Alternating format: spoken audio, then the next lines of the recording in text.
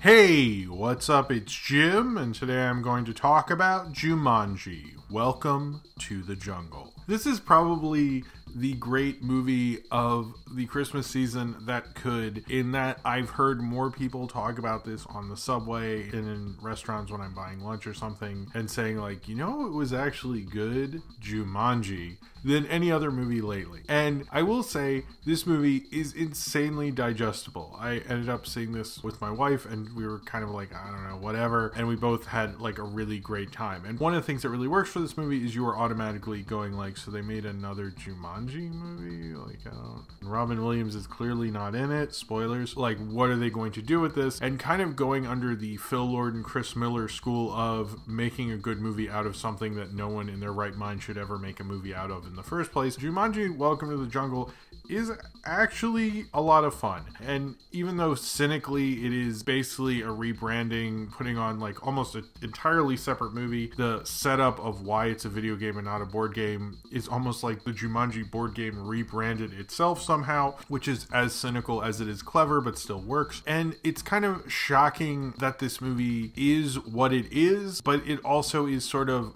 course this is what it is. It's like when sometimes the Hollywood system sort of works. I really think when I was watching this, it reminded me of when I first got into movies and you couldn't really see anything that was R-rated and stuff, so you couldn't see like the good stuff mostly. So I'd end up watching like Men in Black too many times or Space Jam or something like that, you know, because also when you're a kid, you're not able to stay up that late, so you have to watch what other people could watch. Or Mars Attacks was another one. Like these big, or the original Jumanji, big action kind of comedy set pieces. And Jumanji plays like one of those, but like a really good one of those, you know, one that understands how to have characters and have a fun concept that people are going to laugh at and be ready to watch and sit down with and go, I don't know, I heard this was fun, or undermine and then get sucked in on. It's actually probably a perfect family movie night sort of movie. I'd much rather watch a classic movie for a family movie night personally, but I think for having, you know, pizza and like a bunch of kids sleepover kind of movie, Jumanji Welcome to the Jungle is like absolutely perfect for that. It's probably one of the best examples of kind of like a fun, good time, big special effects movie like that I can think of in recent memory. What's interesting about it is so high concept. It is like, okay, so you know Jumanji, we're gonna take that but mix it with the Breakfast Club and video games, and these people will be in the video game and they'll very much be in a 90s video game. It's not even like a current video game,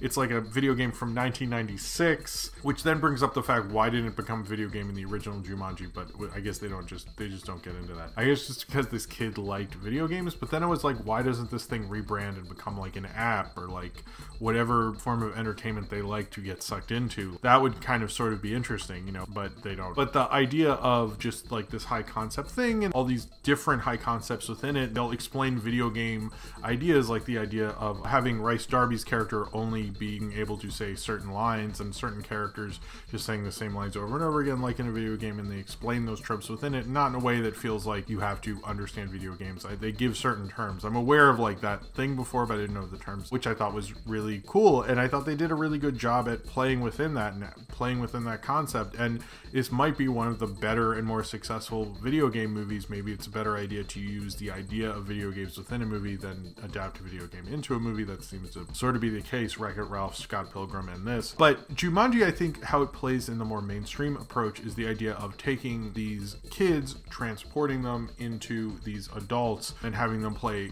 different kind of characters than they are in real life. Having the video game nerd be The Rock, having the football player be Kevin Hart, having kind of the shyer, brainy girl, I guess, be Karen Gillan or Amy Pond, and then having Jack Black play the popular pretty girl, which let them have a lot of fun with it. I think for the most part, these actors are really game, and it's fun to watch them have fun. The Rock is a really great comedic actor and is really likable and has a certain charisma on screen, but watching him say, even the trailer, like, don't cry, and things like that, and having him be an awkward teen is something like he is so ready to do, while also, you know, right when he lands down, he does like the eyebrow kind of lift thing and stuff like that. He has the smolder thing within his own character. That's one of his abilities. It very much plays within that, which I thought was like really excellent and a lot of fun from Jumanji. I think it's able to make fun of these various kind of caricatures, but also kind of play within the Breakfast Club motif, which it seems to be is something that people do in big special effects movies. Like Power Rangers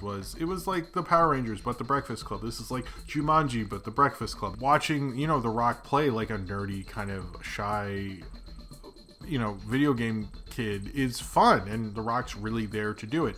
I think a lot of this film is that you have 4 really charismatic actors. The Rock is really game to do this sort of thing, and I think we've all wanted to see him do like one of these great performances in a really broad special effects movie, and this is maybe one of his best within that. He's very game to do it, as is Jack Black, who seems to be the actor that most people really love in this, and he's very good at. Jack Black's a very gifted comedic actor, and he really brings his all into this. This could have been lame and probably the most annoying character, but somehow it isn't. Like, he's very good at like understanding how to be in a broad special effects movie. Hell, he was in sort of a Jumanji ripoff with Goosebumps, and he's done the big broad special effects family comedy thing many times, and he plays like an excellent expert at it. Much like what Robin Williams did with a lot of his special effects movie work, is that he was like very much there. Like, he really much made those movies come alive. You know, when I was reviewing Flubber, I think a year ago or so, I was taken aback by like, he really brings 100%. He's not just like sort of half-assing it. It might have been just a paycheck, but he didn't act it like it was just a paycheck. And you can see that through 2 actors, you know, The Rock and Jack Black, who probably could have, you know, given a fuck at this point about your stupid Jumanji reboot,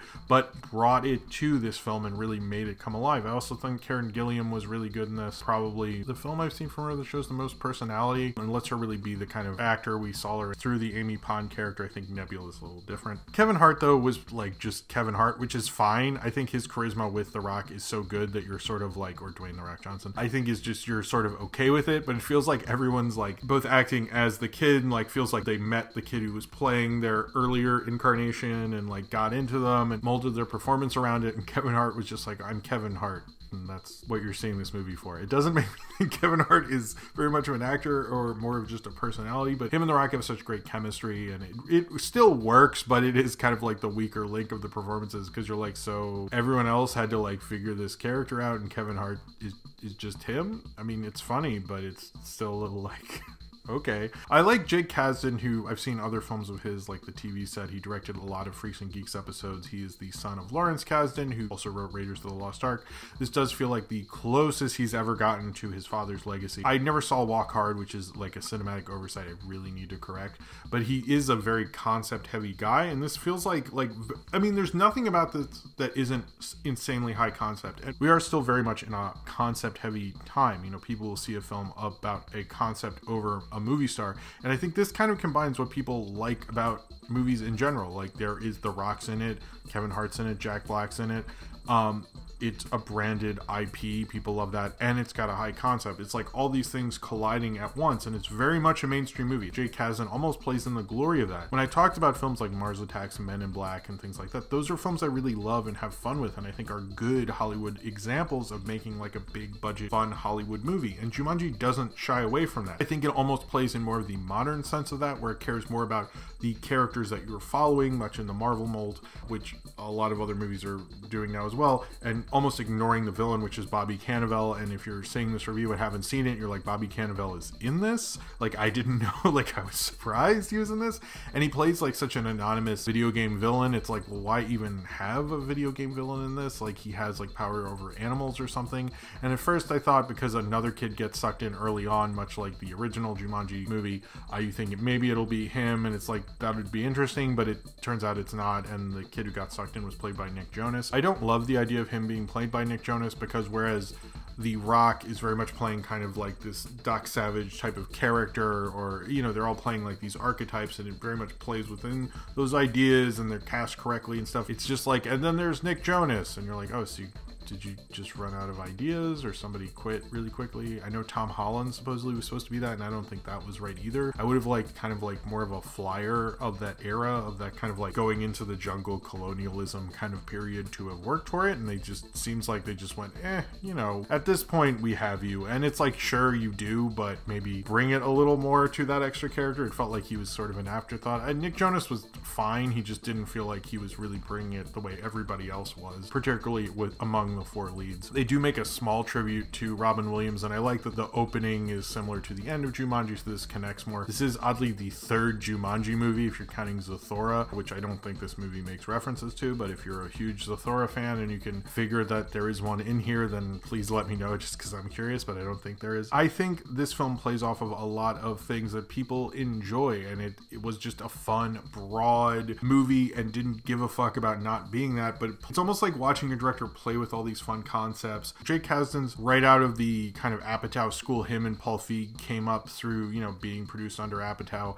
and Jake Kasdan's never had kind of the career I think everyone thought he would have, but it seems like he is kind of playing and being, you know, kind of the interesting high concept, sort of like using comedy to say broader things within his stuff usually. And he did make kind of an Apatow film sort of in that style, at least, with Bad Teacher, but it feels like he's really playing with all these themes at once. They're very broad themes, they're very broad ideas, they're very broad concepts, but he's playing with them in a way they're real like fun director, like a Joe Johnston did with the original Jumanji, or almost like a Joe Dante would, but like taking out any sort of cult atmosphere or, you know, weird, strange, obscure moviness from it. It's like someone who, like, maybe he seems a little old to have liked the original Jumanji. I saw it in theaters, like among the first movies I could see by myself in theaters. It seems like they sort of have some affection for it, but it also feels like a film where they just wanted to show people within a video game and play with these tropes and play with these concepts and have fun with each of them almost at the same time, which is like, you think about all the layers that this film is playing with, and so effortlessly you're almost like impressed. It's like kind of a little more complex in terms of all the various conceptual ideas that are going on at once. It's just like pretty astounding, but it adds to so much great comedy and so many great kind of comedic ideas within it that you're sort of like having so much fun, you don't really think about that, you're just so in it. And the way it's able to do that so seamlessly is really, really amazing. I think the problem with big special effects comedies is they often fail. When I'm talking about Men in Black and Ghostbusters, outside of that, you know, Mars Attacks is fun, and Jumanji I wouldn't say is like a comedy, a straight comedy, but a lot of them are kind of lesser than. You know, we love the first Men in Black and Ghostbusters, but then there's, you know, Ghostbusters 2 and Men in Black 2 and 3. I'm not talking about the reboot of Ghostbusters, leave me alone about that. I think this shows like when that idea can work. If they make a Jumanji 2 or Jumanji 3 or 4, how does this work? It probably won't work as well. Not to say it's like the greatest movie of the year, it's, you know, this amazing thing, and I know a lot of people just want to disregard it as sort of like a silly, dumb movie, but if, you know, you've seen enough kids stuff and you've seen enough films like this, you know like how shocking it is that something like this came out as good as it is. It is good at being a really fun, digestible Hollywood thing, and honestly, I really had a great time with it. And how much fun it was seeing, you know, these actors do what they do in a film, you know, like Jack Black and The Rock and Kevin Hart be good in a broad Hollywood movie. I've seen enough bad Hollywood movies with each of them that it's just glorious to see them have fun in something like this. Often these big special effects thing, it's not the point of these films, it's about the character. And Jumanji Welcome to the Jungle actually got that very well. They got that the reason you're seeing this is you want to see The Rock do silly things, you want to see Kevin Hart do silly things, you want to see Jack Black play a teenage girl, and that's the fun of it. And Jumanji Welcome to the Jungle gets all that, and gets why you'll be watching this with your 5-year-old and laughing on the couch while you have pizza night, and how much fun you'll be having, and then you can, you know, go to sleep happy on a Friday night. And I think this Jumanji movie manages to do that as well as all those movies did when I was a kid, and all those movies will probably when you have kids. All those great kind of fun family movies, not necessarily an amazing great movie that would even make my top 10 list, but it's very good at what it is aiming to do. It's so good at doing it, you're almost shocked that Hollywood can't manage to make a movie like this more than every 20 years to be as fun as this was. Alright, so if you have seen Jumanji Welcome to the Jungle and you would like to talk about it, then comment below in the comments and subscribe if you would like to.